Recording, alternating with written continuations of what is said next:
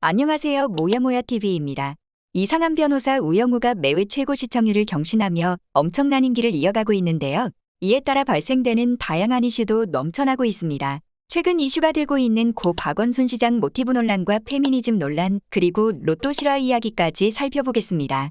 대기업 구조조정을 다룬 에피소드에서 부부 사원 중 여성 직원들을 해고한 내용을 그렸고, 이 사건은 IMF 경제위기 이후인 1999년 농협에서 부부 사원들 중 여성을 그만두게 해 당시 퇴직한 여성들이 소송을 제기했던 사건으로, 당시 변호를 맡은 공동변호인단 3명 중에 박 전 시장이 포함된 사건과 유사한데요.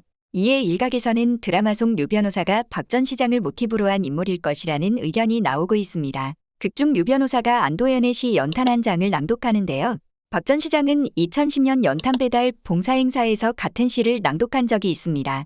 류 변호사 사무실에 있는 각종 포스트잇이 가득 붙어 있고, 류 변호사는 옥상에서 텃밭 농사를 합니다. 박 전 시장 또한 포스트잇을 사무실 벽면에 많이 붙여놓았고, 옥상을 텃밭으로 만드는 정책을 시행합니다. 또한 극중 우영우는 돌고래를 방사하라고 시위하는 부분이 있는데요.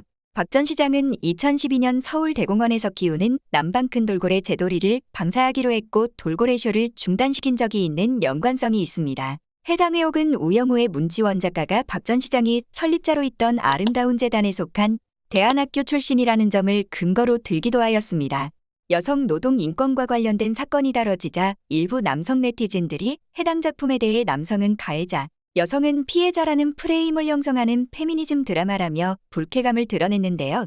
페미니즘에 대한 여러 근거로는 대형 로펌 두 곳의 대표가 둘 다 여성인 점, 약혼남을 사랑하지 않은 레즈비언이 에피소드에 등장한 점, 주요 등장인물인 권민우 변호사를 비롯해 비호감 캐릭터가 남성인 점 등을 들어 이상한 변호사 우영우가 페미니즘 드라마라고 주장하기도 하였습니다. 또한 공식 인스타그램 계정에 이상한 변호사 우영우와 관련된 게시물이 올라왔는데요. 지금은 해당 게시물은 삭제된 상태이지만 영우에 울고 웃는 영우맘 5조 5억 명 라는 글이 담겨 있었고, 이는 남성을 비하할 때 사용하는 단어이기에 이건 좀 아니지 않나, 믿기지가 않는다 등의 반응이 있는가 하면 좀 지켜볼 필요가 있다와 같은 의견도 있었고, 또 다른 네티즌들은 해당 게시글에 대한 조작 의혹을 제기했고, 근거로는 그동안 올라온 한바다 주간 업무 보고서와 폰트가 다른 점, 둘째, 해당 정명석이 주간 업무 보고 형식으로 올리는 회차 내용 요약 게시물인데 갑자기 커뮤니티 반응이 올라온 점, 마지막으로 해당 형식의 게시물은 매주 월요일에 올라오는데 목요일인 4일에 올라왔다고 한 점이라고 하였습니다.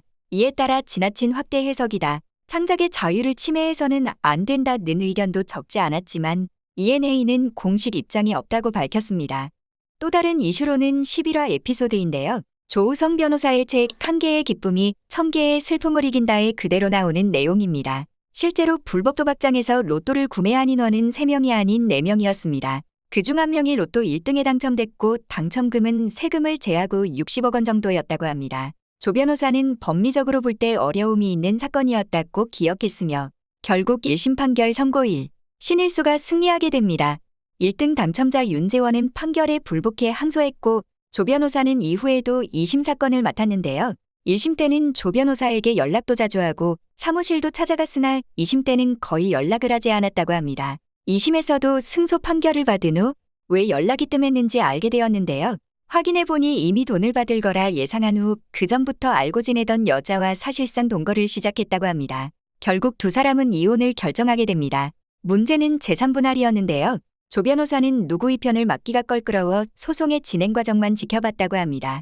양측은 변호사를 선임해 치열하게 다퉜고, 1심 재판부는 신일수의 손을 들어줬습니다. 로또 당첨금은 신일수 행운에 의한 것일 뿐 부부가 공동으로 노력해 증식한 재산이 아니라는 결론이었고, 2심 결과도 마찬가지였습니다. 그러나 6개월 뒤 신일수 아내가 조 변호사를 찾아갔을 때 신일수 아내에게 그날 들은 말은 그야말로 충격적이었습니다. 신일수는 승소 후 서울 동대문에 상가 5개를 분양받으며 안전한 노후를 꿈꿨으나 뺑소니차에 치여 사망한 것입니다. 신일수는 사망 당시 부모나 법률상 부인이 없었기에 유일한 상속인은 자녀들이었고, 다만 자녀들이 미성년자여서 신일수 아내가 그 상속재산과 5억 원 상당의 사고보험금까지 관리인이 됐다는 연락을 받은 것이었습니다. 이 모든 과정을 지켜본 조 변호사는 신일수 부부에게 있어 로또 당첨금은 분수에 없는 복이었고 무고한 행제였다며, 만약 로또 당첨금 분배 소송에서 신일수가 패소했다면 일이 이 지경에까지 이르렀을까 라며 안타까워했습니다. 지금까지 소중한 시청 감사합니다. 구독과 좋아요를 눌러주신다면 더 좋은 내용으로 찾아오겠습니다. 다시 한번 더 감사합니다.